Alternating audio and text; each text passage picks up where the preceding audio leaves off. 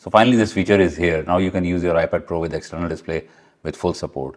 I wasn't in the line to check out or maybe use this feature because I do have 14-inch MacBook Pro and I use that for all of my editing and this kind of work with two external displays. By the way, I'm making a review of my 14-inch MacBook Pro. I have been using it since like May or 8 months, so the review is going to be very good.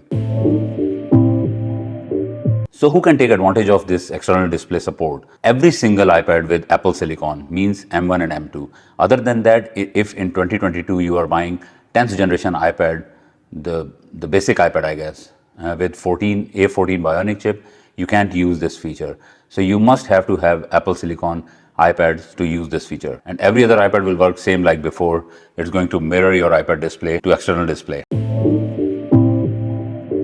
So how it works? First, you have to update to the latest version of iPad OS 16.2, and it supports any display, no matter if you are using 4K display of any brand, Apple, LG, 1080p, some 16:9 or 4:3 display. So here is my setup. You may have seen in my other videos, I have two external 4K LG displays attached to my 14-inch MacBook Pro. I will attach my iPad Pro M2 with one of this display. So one thing I learned after attaching my iPad with external display, that you need to pair your iPad with some keyboard or mouse. Doesn't matter, it could be Apple's smart keyboard, which come for iPad Pros, or you can attach some external keyboards, Bluetooth keyboards.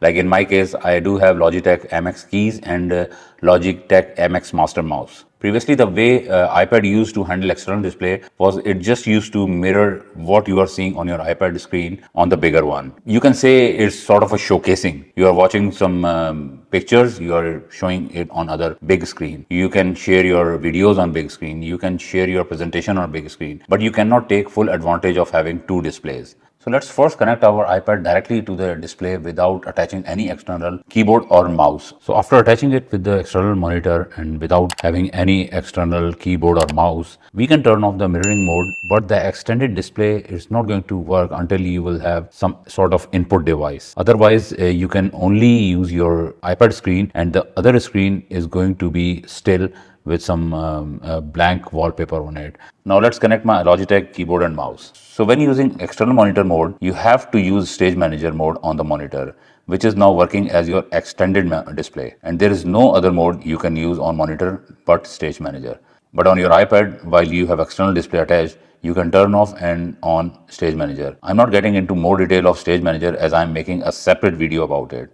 So when you use external monitor with iPad, you can use both displays separately, just like Mac. You can have certain apps open on iPad screen while working on something on an external screen. You can move windows between these two displays, which is very handful feature as well. You just drag the window and take it to the screen where you want it to be. There is an option on the top of the app from where you can select to take the app on the opposite display without dragging it.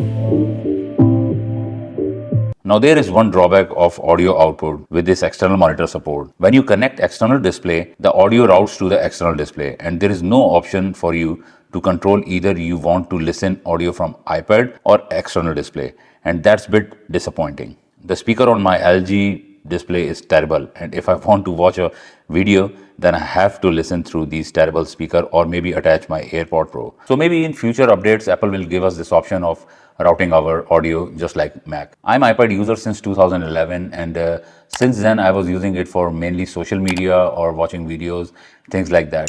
Back in 2018 when my MacBook got broken, I used it as my main computer.